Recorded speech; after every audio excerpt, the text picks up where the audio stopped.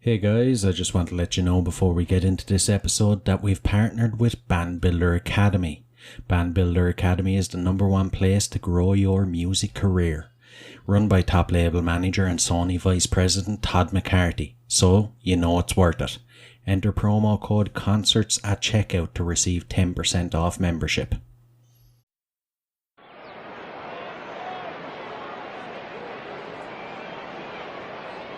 Is everybody in? Is everybody in? The show is about to begin.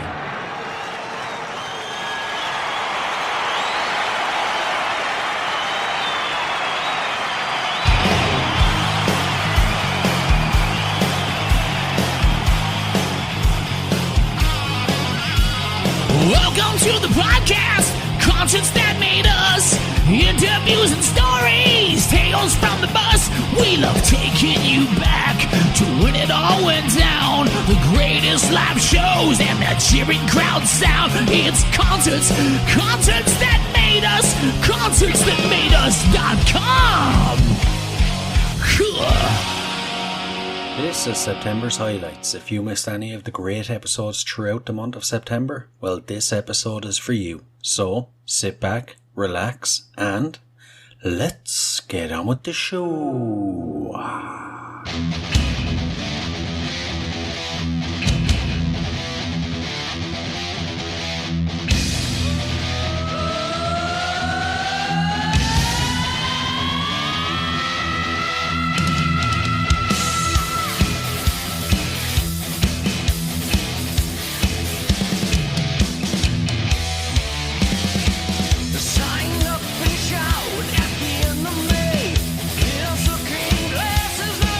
Reality.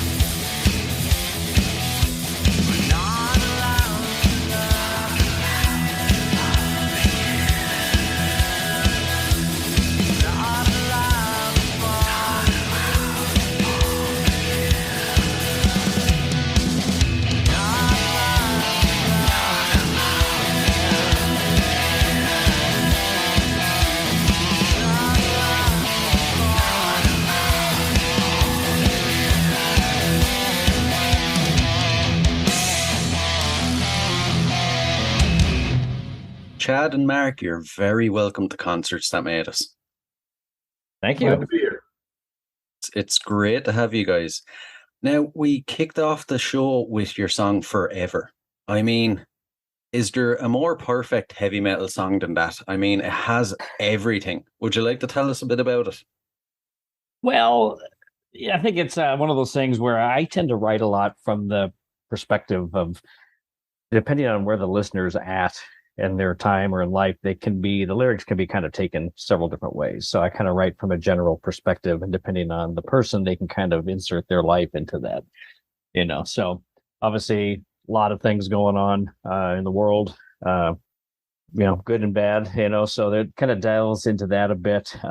We tried to have a song that was, kind of tipping the hat at some of the classic songs, with the opening kind of scream was a little bit reminiscent, tip of the hat to a little Deep Purple kind of, but, there's only one Ian Gillan, of course. But yeah, it's just, it's a strange world right now. There's a lot going on, and how we deal with that and kind of unpack those things and move forward is up to each one of us. But on the music side, most of our songs, we try to inject a little bit of dynamics into the song. So, there's a few changes where you've got kind of a driving riff, and then it kind of bounces a little, and then it's got something a little more melodic here and there. So it's, we try to mix things up a little bit. It just kind of comes out of us naturally. I'm not really sure how to describe it. So. Good. It's from your latest release, but that's actually a reworking of your first album. Would you like to tell us a bit about that? Yeah, I think that one, we were actually writing our second album, and we were thinking about the first, and we were like, man, that was just not a great representation, because we did it ourselves, basically at home, and recorded it sort of separately. So we decided that it would be a better representation if we could all get in the same room, record it like you do a real album.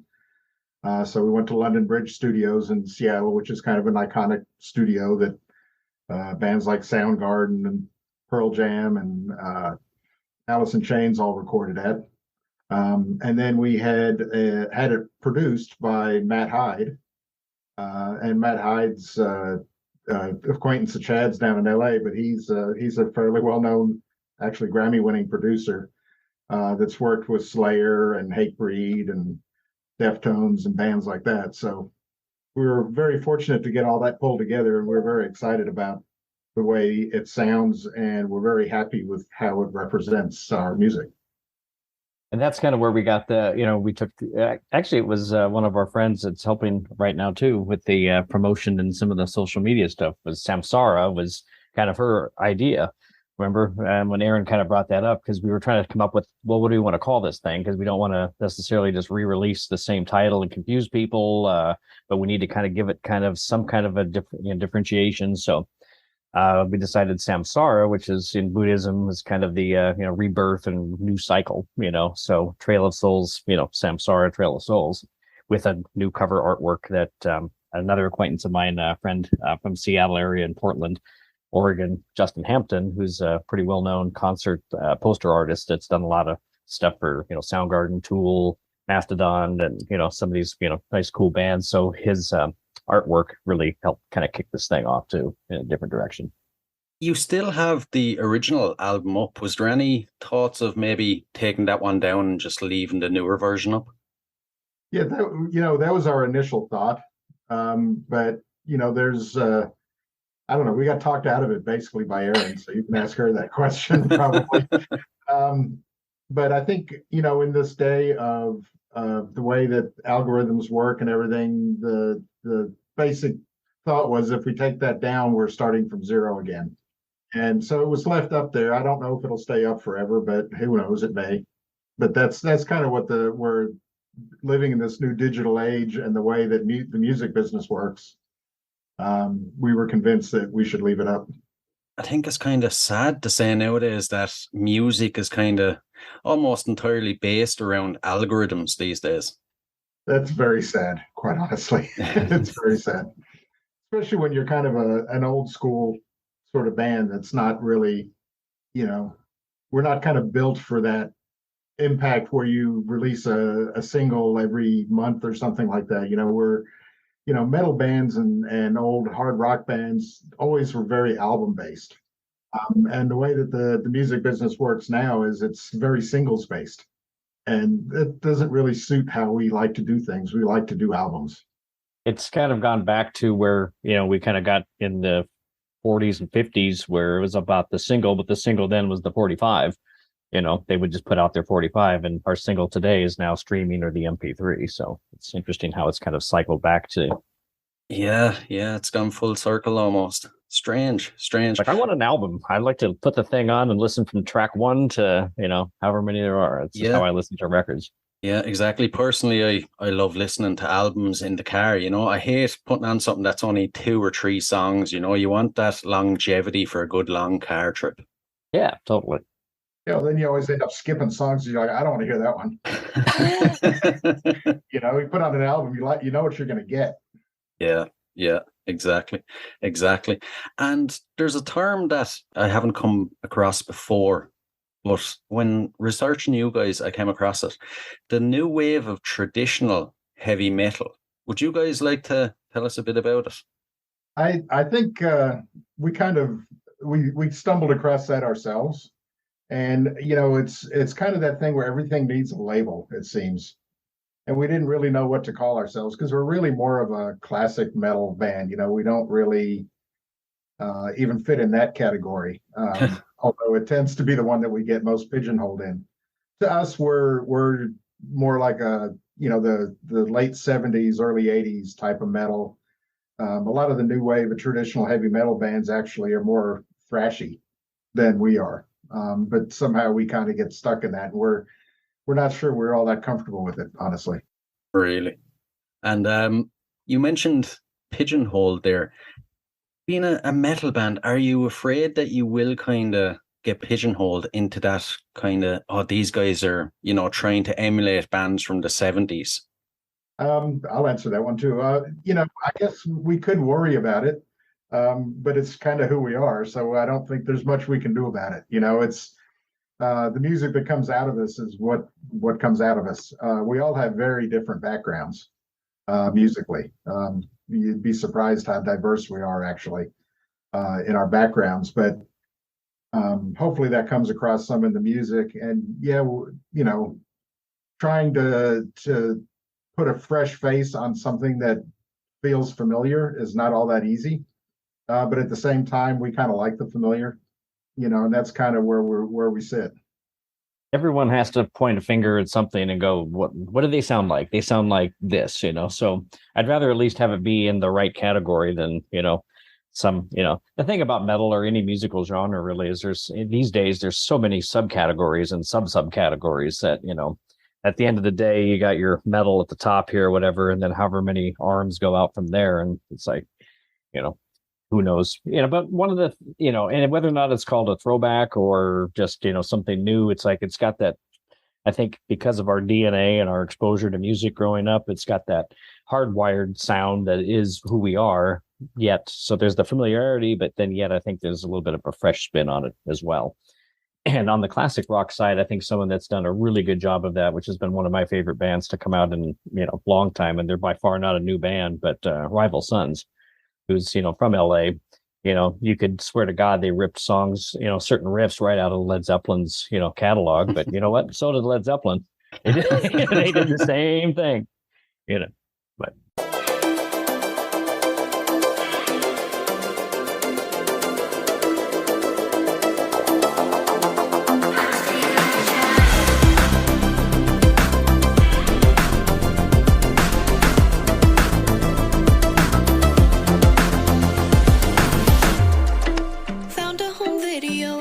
Myself back when I was 8, singing about all the dreams that I had, and I just couldn't wait. All of my young insecurities written all over my face. Since then I've learned how to hide them. Now I keep them buried away. I make them all say, man, she's got her act together, but they don't know the storms I weather. I'm a stranger.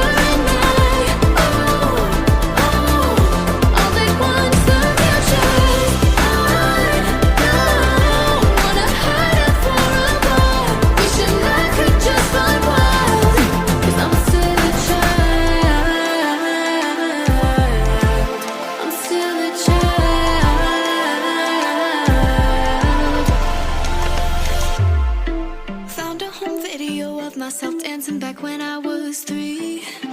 Dressing up like Shania or whoever I wanted to be. There in my mind I could do anything, and you know I believed the whole world kept turning around me. There was so much I couldn't see. Really thought I'd keep it cool, have my act together. I didn't know the storms I weather. I'm a stranger and all at once the future's wanna hide it for a while. Wishing I could just run wild, 'cause I'm still a child. I'm still a child.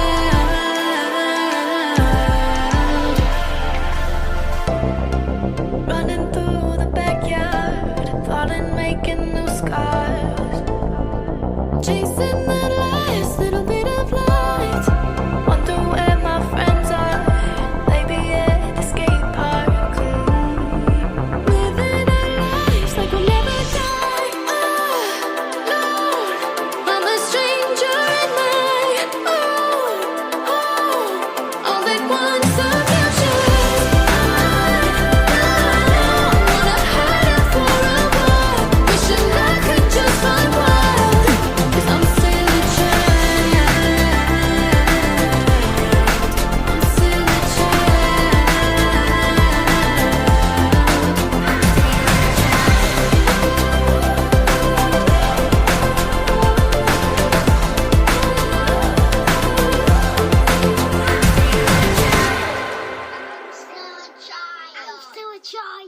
I'm still a child. Kel Adore, you're very welcome to Concerts That Made Us. Hello, thank you for having me. I'm so excited to be here today. It's great to have you. It's great to have you now. We just kicked off the episode with your single, Still a Child. Would you like to tell us about it? I would love to. So, this song is very near and dear to my heart because it's very personal and it's kind of about connecting with your inner child and just, you know, I guess kind of the loss of innocence to a point, right? Where we all start out as this kind of hopeful child with just a bright-eyed, bushy-tailed, I guess you could say. And then life happens, I think everybody has their storms that they weather. And so I really wanted to kind of capture that in this, that, we're all just still kids at heart doing the best we can to weather the storms of life. Yeah, yeah. I love the whole concept of the song though, because I often think to myself, you think back to when you're a child and it's hard to pinpoint the moment when you lost that kind of childhood innocence, and that kind of, when you're a child, you're dreaming about what you're going to be when you grow up and you have the world seems so magical almost. It's hard to know when you lose that, when you transition into an adult.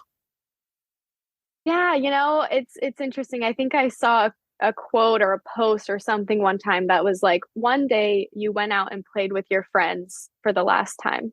Yeah. And that just broke my heart. I was like, that's so sad. Because I know for me, like I would go out, riding bikes or just kind of playing with the neighborhood boys, and you go to the park, and like it's crazy to think, yeah, one day that did just stop. But I also think that, I think it kind of ebbs and flows for me, just having that kind of hope and that kind of excitement for the future. I think life, the way I view it, is kind of like a Ferris wheel. We all go through these cycles and it's always moving, it's always going to go up or down again. And so I think that just kind of learning to embrace that cycle has helped me just go, you know what, it's okay. It'll always either get better, or if it's great, I need to anticipate that things might get hard again. And that's just life. But yeah, that's an interesting concept. When did we lose our childlike innocence? Yeah, it really is. It really is. And the song is kind of extra personal for you. There's 12 little voices on the song as well. Would you like to share a bit about that? Oh my gosh, yes. So I have nieces and nephews from all of my siblings. I'm the youngest of 5 kids, if you would believe it. And all of my siblings have kids. And when I was writing this song, I just thought, how special would it be if I could incorporate actual children's voices? And then I was like, oh, I have 12 nieces and nephews. So I sent a message out to all of my siblings. I asked them if they'd be willing to kind of participate in this project. And they just recorded on their phones with voice memos. And I gave them instructions and they sent back the vocals. I was dying at how cute they were. And then we kind of went in and layered them and made a little chorus. And it's just, it really brings out, I think, that childlike innocence, like you were saying. Definitely. And how did they react to hearing their voices on the finished track? Oh my gosh, so cute. They have been showing their friends, and one of my nephews in particular, he's 4 years old, and he was hearing a part of the song that I was singing, and he was telling my sister, he was like, oh, that's me, I'm singing, I'm famous. And I think that in their childlike minds, they think that, like, they've made it now, which is so adorable. But I've even had, like, my niece who is in middle school, she ended up showing it to her friends, and I think it's really a sense of accomplishment for them. And I do hope that it kind of shows them and inspires them that they can do whatever they want, as they grow up. Yeah, exactly. It's really cool and such a nice thing for you to do as well. Even when they grow up, they'll be able to look back on it and say, oh my God, I done this when I was a child. It's going to be there forever. Yeah, it's a good kind of diary, like a stamp in time. It's cute. Yeah, definitely. And children are something helping children is something that's close to your heart, isn't it? You set up a charity, Feed the Soul. Yeah, so I'm doing a benefit tour that I'm calling Feed the Soul, because that's really my mission with music, is to make music that doesn't just merely entertain. I mean, that's great, but I really want my music to feed people's souls, to connect. I think that's what music is all about. So I've started this virtual live stream concert series where I'm partnering with various organizations to raise money for the hunger crisis. And I actually just did one with No Kid Hungry. I figured it would be really fitting, given that Still a Child just came out, to partner with an organization focused on childhood hunger in America. And what's crazy is that I grew up watching commercials about just like, hey, donate to this organization to help, hunger in another country somewhere. Mm-hmm. Meanwhile, right where I grew up, there are, I want to say, like 6 million children specifically that could go hungry in any given year. And it just, it kind of breaks your heart to think about these kids. So I was able to do a live stream for No Kid Hungry, and we raised some money. It was such an honor to partner with them. And I will be continuing to partner with other organizations throughout the coming months. So stay tuned on my socials. I'm excited to continue to announce those and partner with these great organizations. Brilliant. That's really admirable now that you'd actually do that. But it's funny you said that when you were, younger, you seen these ads. We have those as well. And you made me just think of something. It seems to be all countries are more concerned with helping other countries before they help their own, because we have that problem as well. There's so many homeless children in Ireland, and the government are sending millions, to other countries. It's it's a bit messed up. Yeah, that's so interesting. And, I think people generally mean well, but I think sometimes it's the small ways that are the most impactful. And people automatically think, oh, if I go do a trip to, have a service trip somewhere across the world, it makes them feel important. And there is important work being done. I don't want to minimize that. I think it is great and wonderful. However, I think you're right. We often overlook the problems that are happening right where we are in our own lives, in our own cities, in our own countries. And I moved to LA about a year ago now, and I think being here in a big city where I can see the homelessness and I can see the struggle, like really right across the street, there's someone that's sleeping on the ground, and then there's an insane expensive car that drives right by them, and there's just such a divide. And so I think that also has kind of been pivotal for me to see it a little bit more firsthand, to go, wow, there's a lot going on right now. But what I will say about these organizations I'm working with is they have real solutions, which is really cool. And I think like the hunger crisis is something we have solutions to and we know how to respond to it. It's just a matter of getting the resources and activating the people. So that also is reassuring, right? That we can have the tools to address it. Exactly. I can't wait to see what you do with it now in the future. And back to Still a Child. What was the process like from, coming up with the concept of it to writing it, recording it, and releasing it? I love this question because it's a fun story. So my sister had sent me a video that I took of myself. She was like cleaning out her computer and she just emailed like, hey, I found this. And I don't think I even really opened her email for months. And then I was just kind of going through my inbox and I was like, oh, what's this? Why didn't I open this? Open it up. It's a video of myself literally singing to the camera and just I could see all of my young insecurities like all over my face, but I also really related to that girl. In fact, on my YouTube channel, you can go see the actual video. I have kind of a clip of it up there. Wow. So if you're curious, but that kind of inspired this idea of like looking back and reflecting on home videos in particular. And I don't know if you're this way, but for me, like I grew up watching home videos of my family and of myself. And anytime anyone pulls those out, like it just gives you this very specific feeling. And I wanted to kind of capture that. So then, as we went into the writing process, I was really reflecting on kind of my childhood and these home videos. And then it kind of came out pretty naturally, just through the writing process. And usually I am very much focused on the verses. Like in terms of a songwriter, I can write verses all day long, but it takes time for the chorus to kind of come to me. So I had the verses done and I was trying to figure out what was like the point, what was the concept.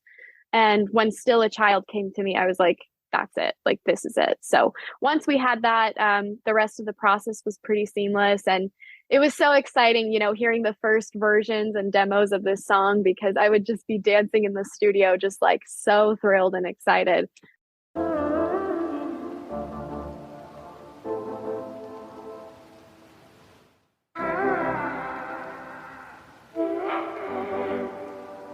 Damn, I need some fucking therapy to get through you. What the fuck did you do to me?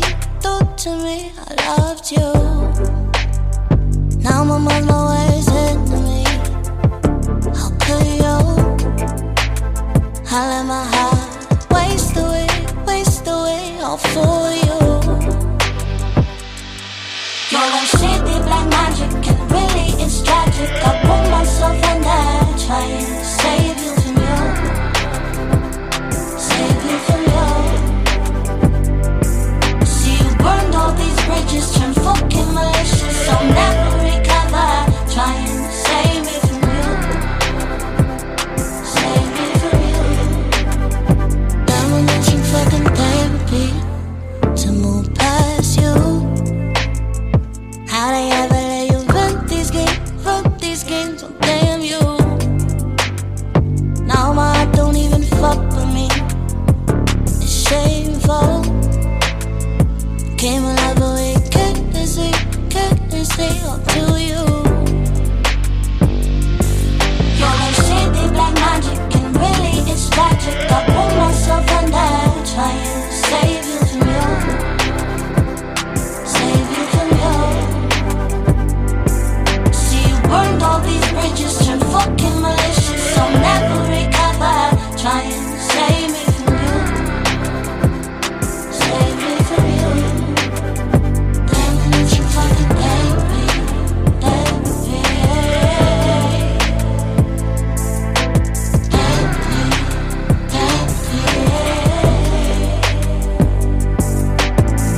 Go and be crazy, guess I'm crazy.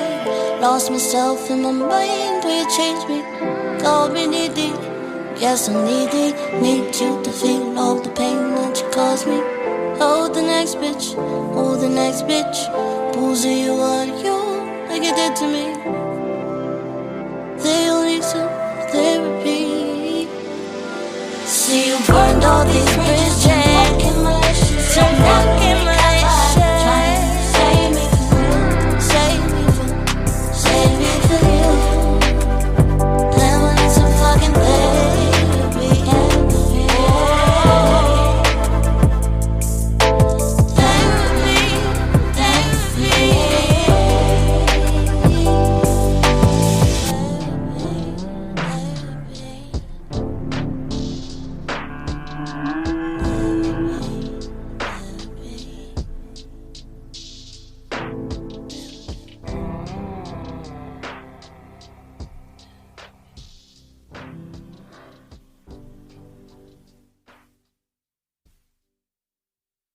Kingsley, you're very welcome to Concerts That Made Us. Yay, thank you for having me. It's brilliant to have you. I'm delighted to have you now. I've been listening to your music quite a bit and I absolutely love it. We opened the show with Therapy. Would you like to tell us a bit about it? Yeah, Therapy is such a near and dear song to my heart. Obviously, I wrote it when I was in therapy, naturally. And it was really like this anger reflection song of like this guy literally making me go to therapy to like fix our relationship. It turns out I had to fix a lot of things about myself, but that is irrelevant. But going to therapy originally because he made me feel crazy. And it is such a heartfelt song, and it's just so emotional. And it literally, the opening line is, "Damn, I need some fucking therapy." Like, period. So we all can relate to that. Yeah, definitely. It's from your debut album, which you released at the end of 2021, Crying on the Holidays. What was that process like? It must have been very exciting. Yeah, recording it in 2020 was a little crazy, but we figured it out. We worked it out. It really, Crying on Holidays takes you from start to finish of my very first heartbreak. And so the album is meant to listen in order. It's not meant to skip. And while I was writing it, I didn't know what songs were going to make it on the album. I didn't know what the album was going to be called. I was just writing about what was happening in real time because that's the way that I process things as a natural songwriter. My mom calls it Taylor Swifting it up, man. You Taylor Swift it up.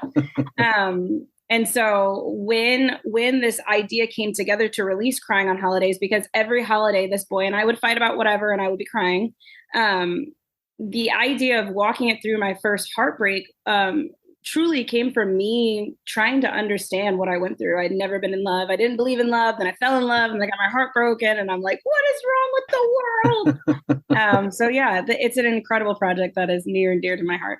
It must have been almost like therapy itself, putting so much of your own story into the songs. It must have been like a massive relief almost.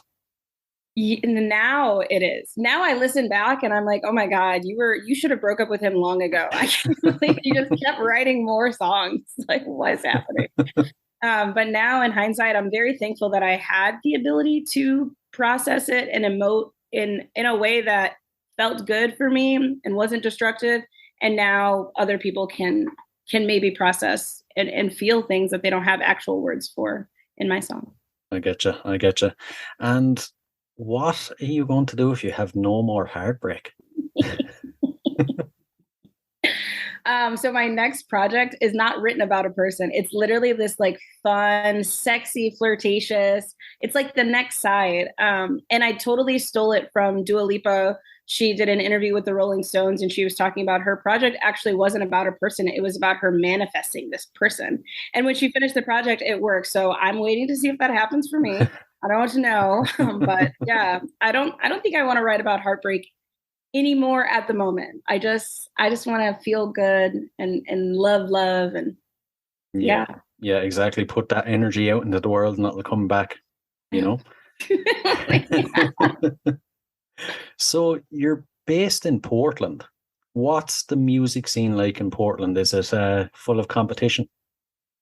If I say yes, they'll call me humble. Nice. No, it's really not. There's not a lot of pop. And if you like to talk as much as I do and smile and you're social, you'll do really well. So I had such a humble experience. I actually moved out of Portland a week ago because I'm moving to London. I'm in Chicago right now, staying at my parents' house.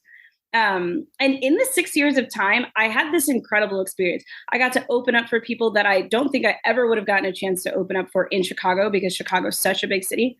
Yeah. I've gotten to play random festivals that I'm like, why am I here? Not why am I here, but oh my gosh, you got to work a little bit harder, I thought. And really incubate and curate who I am as an artist. And with a forgiving crowd, like you can make so many mistakes on Portland stage and they love you even harder. So like I got to try out a lot of things with my stage presence, with my banter. My top came off at one of the shows. I didn't feel embarrassed. It just broke and that's what happens. And my titties are out and Portland's like, yeah. So I had such an incredible and a unique experience. And I'm really thankful some way, somehow I ended up in Portland and got to push off and be Kingsley. Yeah. It sounds like a great place to start anyway. Now, I love diving into my guests' history and finding out how they got where they are. But before we do that, I noticed your merch game is on point. I don't think there's anybody that has merch like you. Can you tell us a bit about it? I'm so crazy. I don't know where these ideas come from. I mean, I went to school for business, but I don't know. It's just like, this is just who I am. I really 2020 was such a crazy year of like reflecting on what I was and who I was without a stage, and how I connect with people without a stage. And so when Crying on Holidays was coming out, I ended up meeting up with a local Black-owned makeup company, and she was like, "I'll make you one lipstick for your album, so when it comes out, you can help promote my makeup line and your album." Well, that turned into 3 different lipsticks that were embodied as 3 different singles that went out. So each single had a lipstick.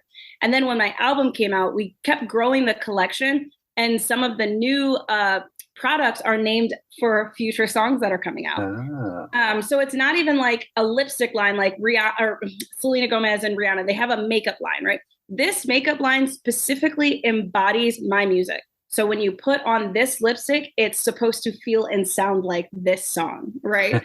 Yeah. And then for the marketing part of it, like the music videos, I got to have the lipsticks as cameos in there. So it was just like another level. And then the recipe book that I have for Crying on Holidays, the book is called Drinking on Holidays.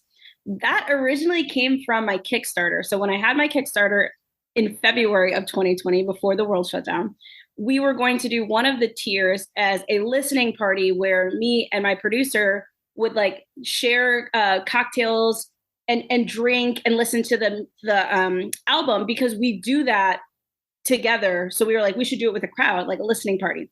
So when COVID happened and we couldn't have the listening party, I'm like, I still want to do that, but how could I do it? So I made this recipe book where each song on my album pairs with a cocktail that I believe the song sounds like, feels like, drinks like. When you're drunk listening to Therapy, you should have an Adios motherfucker. Like, that's the drink to have. And that turned into such a crazy experience that I even got to like write in the recipe book my favorite song lyric, fun facts about it. And then that spun into interviewing, doing a podcast with the book where each episode I would drink the drink and listen to the song. And like, get to work with my friend. It was just awesome. I've just had such a crazy experience. And from there, we just got even crazier with like shot glasses. I love to drink. I'm just humbled and honored. And this next project's merch is going to be even cooler and even doper. And I just love it. There's so many ways to connect people to your music outside of just being on the stage. Yeah, definitely. That's crazy though. That's really thinking outside the box. Like, who comes up with the idea of like a recipe book linked to an album? Yeah. Oh, fair play to you for coming up with the idea. Oh man. So I mentioned a few minutes ago, we'll dive into your history a bit. Can you remember your very first musical memory? Yeah, it's pretty embarrassing. And I've only said this once in an interview, so this is really hilarious. I had a crush on this guy, Alex Jado, in kindergarten. And I remember and like writing a song, and I remember the lyrics. It was like, Alex Jado, just like Play-Doh, because his skin was like this Play-Doh-y color. Oh, how I can't hide my feelings inside. Like, I specifically remember like singing it in my head, thinking like, if I sing this to him, I'll win him over, kind of a thing. I never did it. But that's like my first experience that I have with myself of like feeling something and making something from it. And from that point on, if nothing made sense, I really just put it in a song. That's amazing though, that at that age you were able to actually come up with lyrics like that, and just the thought process of putting it into a song. Yeah. It's good to see you haven't lost it. Oh yeah. A couple of days ago, I was unpacking my stuff and I found my songbook from 2017, and I'm like going through it drunk with my mom. And I'm like, what I noticed about myself is I could never spell, could never do it. But these are some good words. That's all right. And that has not changed since kindergarten to now.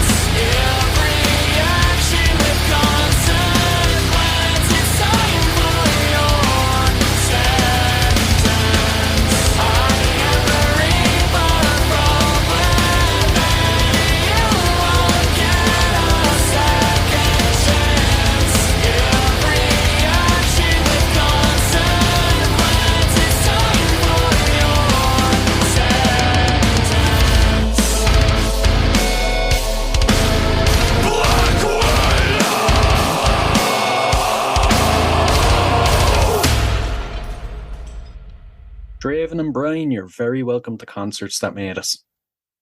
Hey, how you doing, man? Glad to be here. I'm good. I'm delighted to be speaking with you guys now today. We kicked off the episode with your latest release, Black Widow. Would you like to tell us about it? Hell yeah. Yeah, so it's the first of some upcoming songs that we're coming out with. It's a lot more aggressive than stuff that we've made in the past. And it kind of tells a story of taking vengeance on people who are kind of creeping on women, you know? So it's kind of like an empowering song and also a brutal song. Heavy guitar licks on that one. Yeah, it's first time we've busted out, and I know that it's kind of a cliche, but it's the first time we busted out a 7-string guitar with music that we played. Not that you need one to make it heavy or a 7-string's heavy. You know, Rob Scallon made one of the most beautiful songs in an 8-string guitar distortion. But it was fun. Yeah. It was fun. Yeah. To try it out. Try something different, you know? Yeah, exactly. Something I noticed now is that it's like a breath of fresh air. You know, it starts off and you're kind of expecting one thing, and then as it moves on, you're like, oh man, this is actually brilliant. It's, you know, it's not like anything you've heard before. It's real sort of, like I said, a breath of fresh air. Nice. Well, thank you. Yeah, I appreciate that. It felt, sorry, I'm going to take over. Go for it. So yeah, it felt like that writing, because we just finished Transcendence, which is our last album. And we were like stuck in the studio all of COVID, just writing those songs. And to come out of that and to start writing 7-string, heavy, aggressive, it was like, oh, cool. Like we're still being creative right now. So it was a good way to like kind of keep going, but not writing the same thing. Plus, I definitely, myself at least, I definitely try to not put myself in a box or like think of something to make before I go at it. Like, oh, I want to make a song that's like this kind of metal in particular, this genre. We really try to stay unique and just kind of not confine ourselves to like a particular sound or a genre, you know? Yeah. Well, you're doing a great job of that. And how has the reception been from fans? Pretty good so far. A lot of people on the opening day, and then the whole weekend's been pretty good. A lot of the comments are positive. They like the artistic nature of the video. And people just like, you know, a woman killing a bunch of creepy men, apparently. I never would have guessed.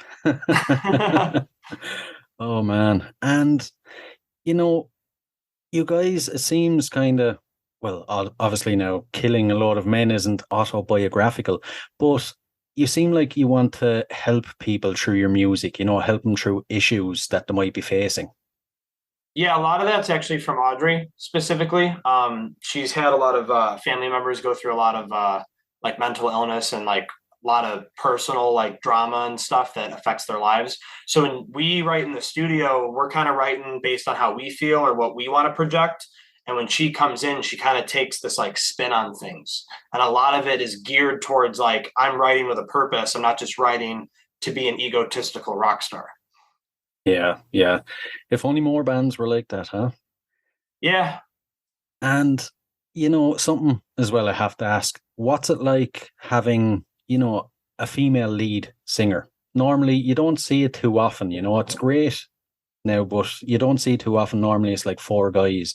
But I think back to the whole breath of fresh air thing, it's cool that you do have a female lead singer. What's it like? I mean, I don't really feel like it's that different for me, at least. Like, I just, you know, for me, my perspective of this whole band is that these are 3 of my best friends and I just enjoy playing music with them, you know?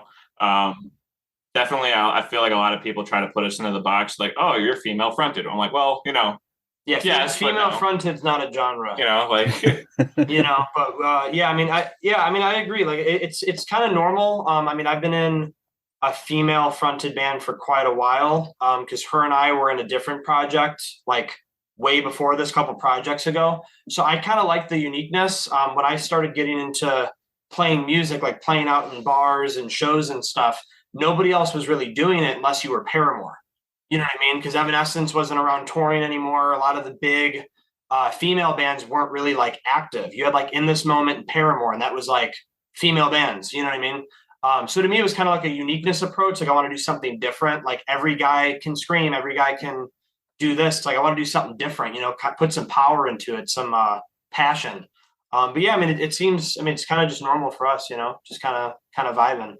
Yeah, I get that. And what was the process then from coming up with Black Widow to recording it to releasing it? What was the process like? So we got a huge opportunity in, what year was it? Was it 21? 21, yeah, last 21. year. So I don't even know what timeline we're in. We got a huge opportunity in October of 21. So this is before our album came out, because our album was set to release for November. So those songs are already done, queued up to be released. We got a huge opportunity to record with Justin from Miss May I. So that kind of geared us to want to prove ourselves, want to push ourselves in a direction, because we're going to be in front of this guy who's been all over the place, genre wise, production wise, show wise. So we were like, let's push ourselves to match that quality. Yeah, he also was a good influence on us, because basically we, he's kind of poking with the cattle prodder. Like, come on, write songs, you can do it. But we wrote I want to say 8 or I think it was 8, 8 songs. Yeah, we settled on 5. Yeah. So then we took the best 5 that we all liked, including Justin, and then we went out to Ohio to Rephase Studios, and then he kind of helped. Well, he tracked us, he recorded us, he did all the production on everything. He changed some stuff, gave some ideas for stuff. So it was a really good collaborative effort. He's a wonderful person to work with, very kind, very knowledgeable. Learned a lot while we were there. Yeah, a lot of tracking techniques that we're doing in our studio now. So it was awesome. Yeah, I was going to ask, you often hear these stories of bands getting paired with this legendary producer, and it seems like it would be incredibly intimidating. I was going to ask, what was it actually like, going there and working with him as a person? I mean, for me, I know this sounds, I will just admit this right now, if I haven't before, I'm very ignorant when it comes to a lot of music and a lot of bands. I honestly hadn't listened to Miss May I before I met him. So I didn't really have that oh, I'm standing next to this Titan, I'm like, oh, this is just a dude, for me, at least personally. But just as a person, he's really kind, very knowledgeable, and he has his particular way of doing things. And I definitely learned a lot by watching his process and how he does stuff.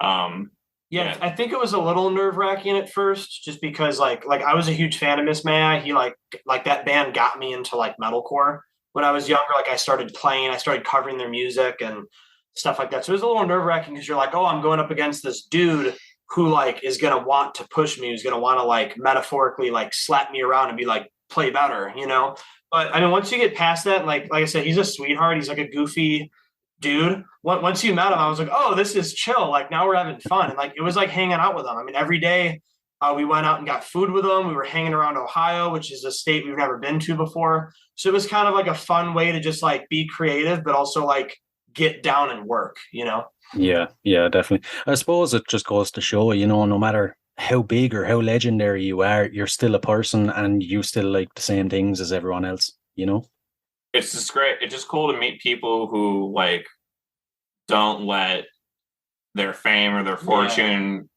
get them to be egotistical. Yeah, because we've had it the other way around. We're not going to mention any names, but we've had it the other way around, where someone's do you know who I am? You know who I am? And we're no, I don't. People, although I will say people that aren't as high up on the ladder. They don't have that status. It's weird. People are right, that are in that middle ground tend to have the most ego I've seen personally. I was just going to say, it's always those guys who's I think maybe subconsciously they're trying to prove themselves or something, or to feel like they should be more recognized. But it's always the guys then at the top that are absolute sweethearts, Be interesting to see at what stage that you lose that assholey and become nice. Yeah, I wonder. I won't say that everyone at the top is nice, but at least the ones that we've come in contact with have been good so far. So, Rich, you're very welcome to Concerts That Made Us. Thank you very much. Yeah, it's good to be here. I'm a big fan, so thank you. Well, thanks. I'm glad you're enjoying the show anyway, and it's great to have you here and chat about your musical interests and concerts for the next bit. Yeah. So before we get into that now, I want to introduce my listeners to your podcast, Chew the Metal. It's a pretty entertaining podcast as well, and as we've mentioned before, there's a bit of crossover with my one.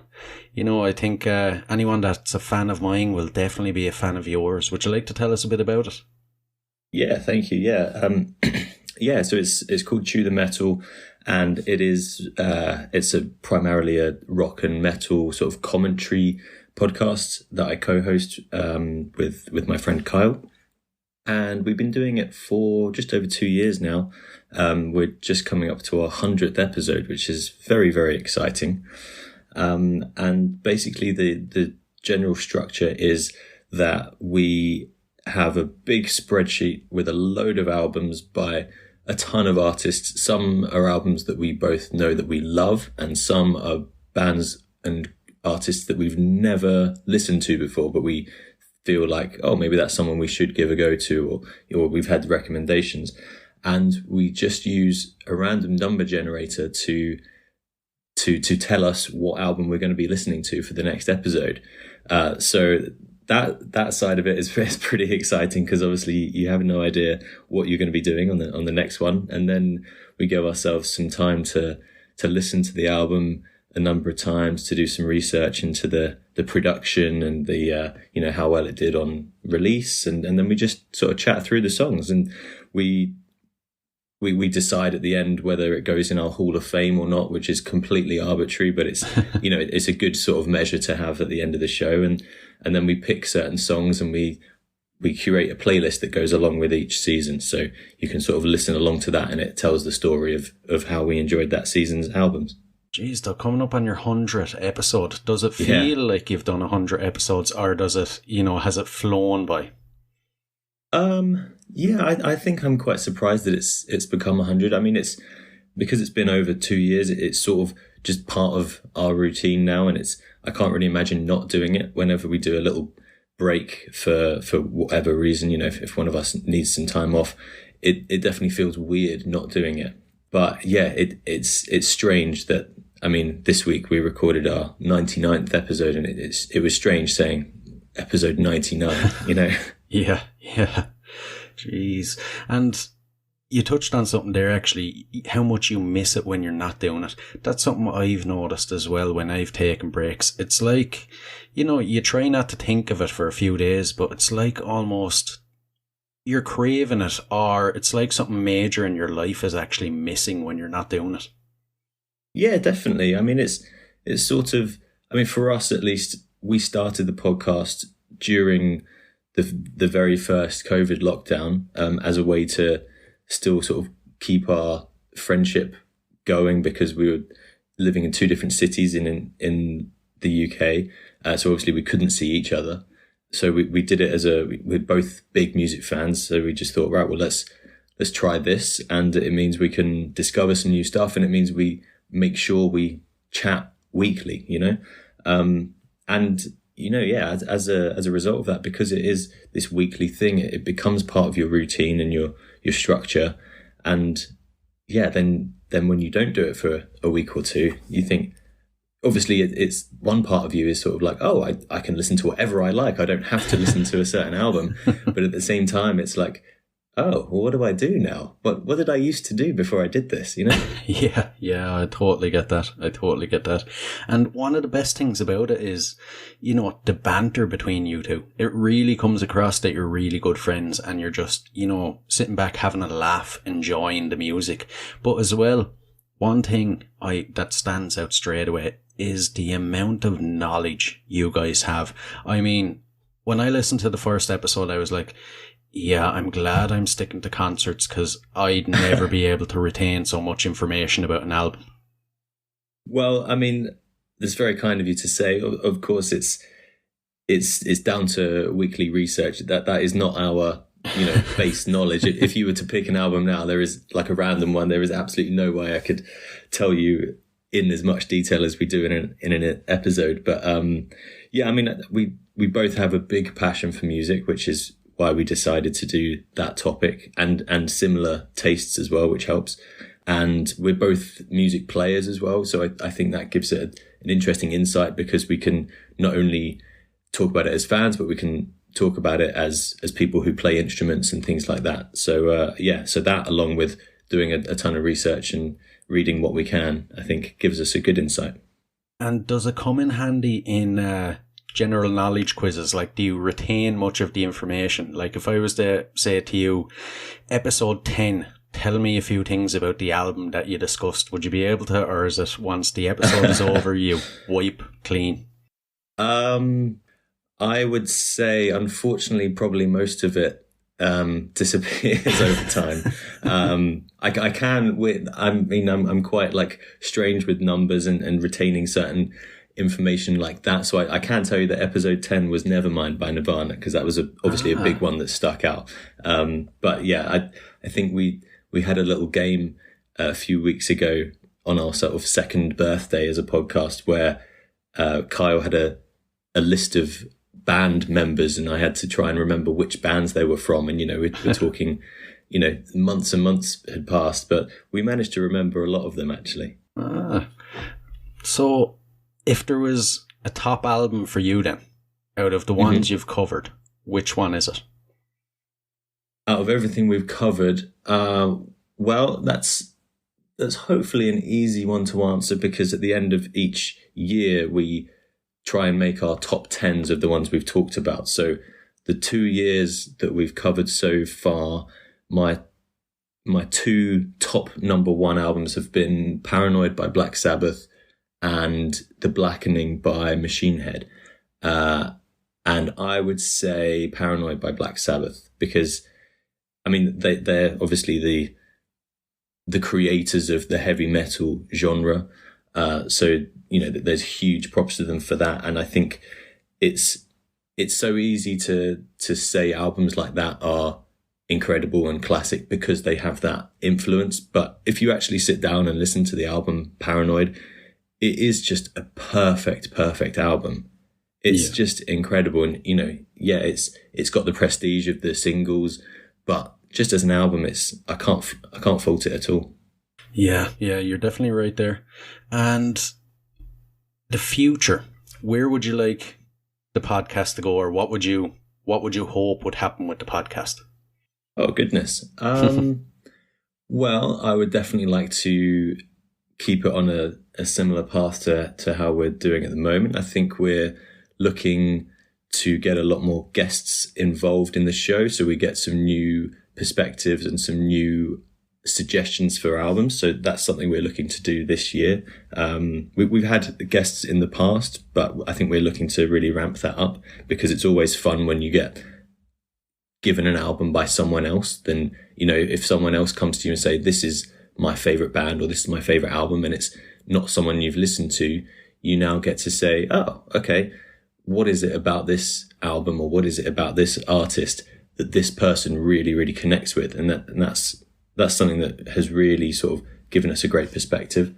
And I'm not too sure. I think that's the main goal. I think doing some live shows would be fun, but I'm not too sure at the moment. I think that would be the main thing. The live shows always seem to be a thing with podcasts, don't they? I know even it's crossed my mind, and I've had a couple of listeners say that they'd love to see a live show of my podcast, but I'm always constantly kind of thinking there's so much logistics with it, and how would you actually get it to work? It sounds like it would be a hell of a lot of fun, but it'd be an awful lot of work. It wouldn't be just like producing your weekly episode. Not at all. And I think if you were to do a live one, then you've always got to think about, like, you've got to do something special for it, and just coming up with that special concept for it is a thing in itself. I mean, we've been racking our brains for the past few weeks trying to figure out what we're going to do special for our 100th episode. It's just, how do you mark that by doing exactly what you always do, but with a special twist on it? It's tricky.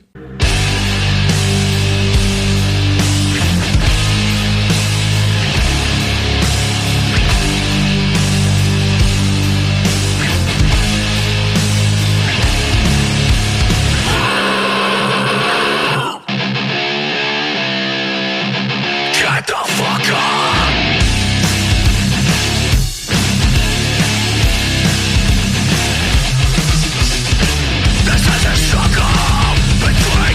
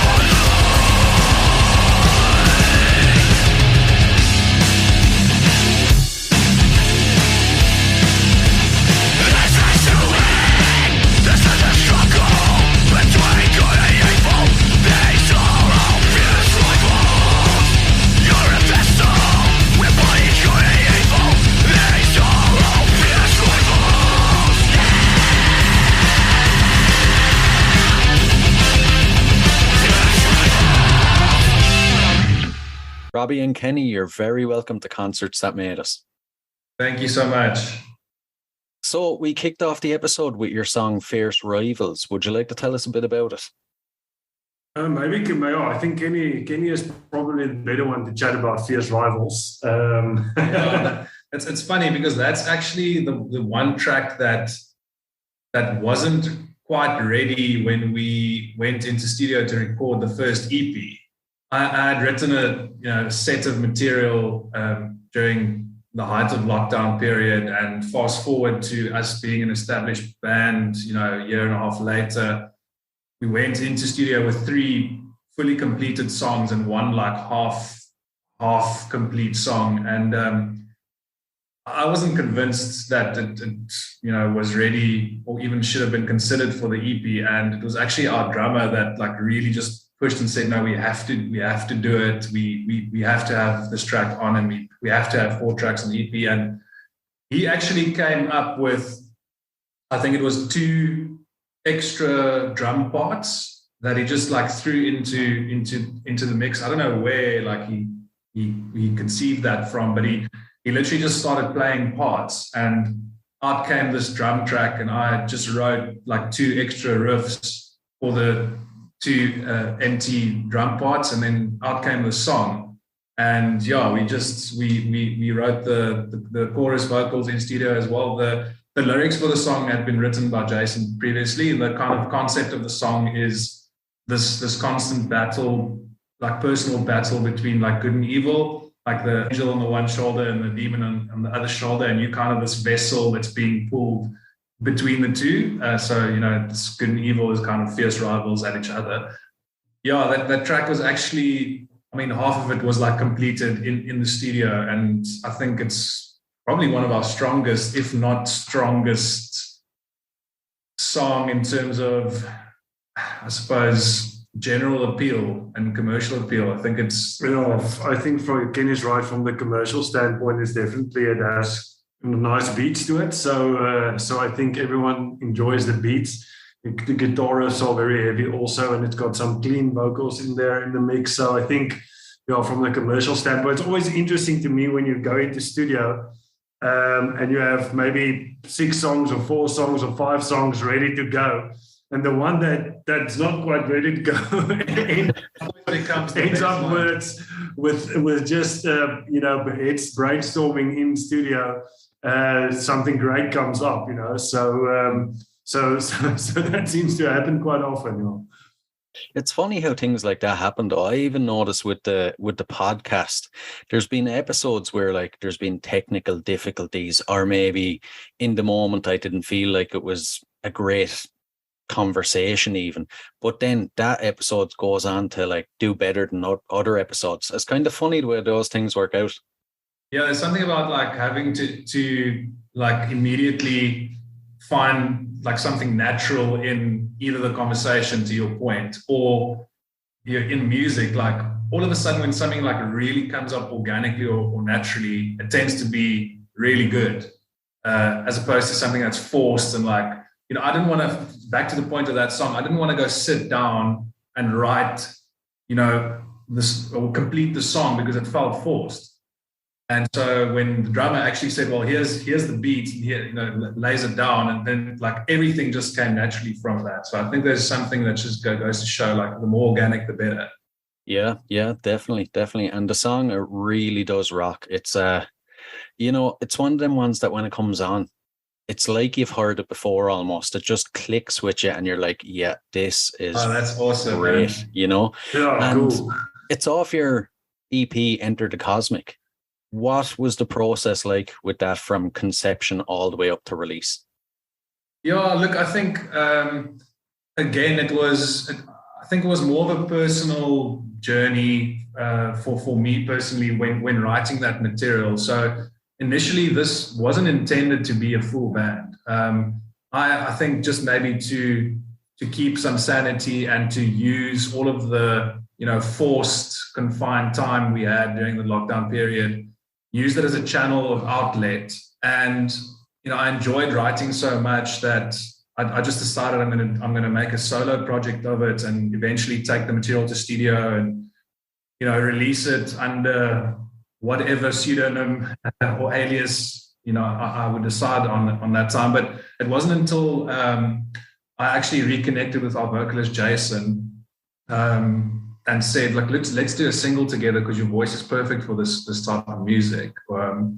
And yeah, we did the single together, got a session drummer on board. I doubled down on bass and guitars, and out came this product, which just sounded incredible. And I think in that moment, I realized, and Jason also knew, that like it could be something more permanent and could be a full-fledged band. And we obviously set about finding the right people, roped Robbie in. Funny enough, I was soundboarding a lot of these riffs and ideas to him on WhatsApp, like, because he knew about this thing I was working on, just, as a personal project. But this guy is probably the biggest metalhead I know, and listens to literally every metal band known to man. So I knew he was the right guy to soundboard like riff ideas and stuff. I'm like, what do you think of this? What do you think of this? And so when I eventually approached him and roped him in onto the bass, it wasn't unfamiliar to him, and he kind of knew what he was getting into, which was awesome. But I think the concept of Enter the Cosmic, when we speak of cosmos, it's not necessarily like space and time only. It's also like a metaphysical metaphor. The cosmic can also be something that's beyond understanding, or beyond like human conception. And so the themes of the song speak to things that are beyond our understanding.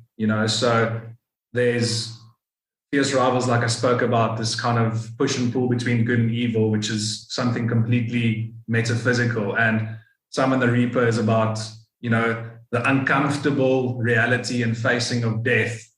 Shark Attack is a little bit more political, speaks to current state of affairs from a political point of view, and our leaders that are, metaphorical sharks that just kind of attack us. And Night Terror, I think, is something that it literally speaks about, kind of horror in dreams. And I don't know if you've ever had a night terror, but there's quite a few scary concepts, that kind of sit within that experience. And yeah, I think the song kind of speaks to that and tries to make sense of it, because again, it's like a phenomenon. So I guess that's where it came from. Like a lot of the songs and the themes are really rooted in just being human and experiences and concepts that are completely beyond our understanding, but yet we are still faced to, or expected to face it and have to deal with it. Yeah.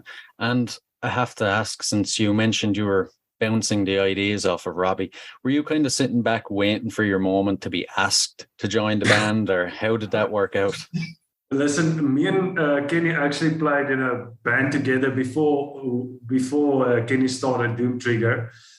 So we know each other very well, and obviously having performed live together, we understand each other's minds, So just from the base of it, I think he could get an honest opinion if he's going to send me some stuff, which obviously he was looking for. And then, from the band perspective, I think, I'm definitely not the most talented music, let me put it that way. I understand music well. I have some performance skill, if I can put it that way. So the additional vocals, I think, that I could add along with the bass may have been the trigger for the ask at the end of the day, because I can do the cleans and the gutturals and the lows and the high screams. So I think from that standpoint, it could have turned into an edge, for them. So I think that's mainly where the ask then came from. Hey guys, I really hope you enjoyed this episode. If you did, please rate and review us on iTunes and Spotify. And if you're interested in signing up to Band Builder Academy, use the link in the show notes below and enter the code CONCERTS and you'll receive 10% off. So, until next time, keep rocking.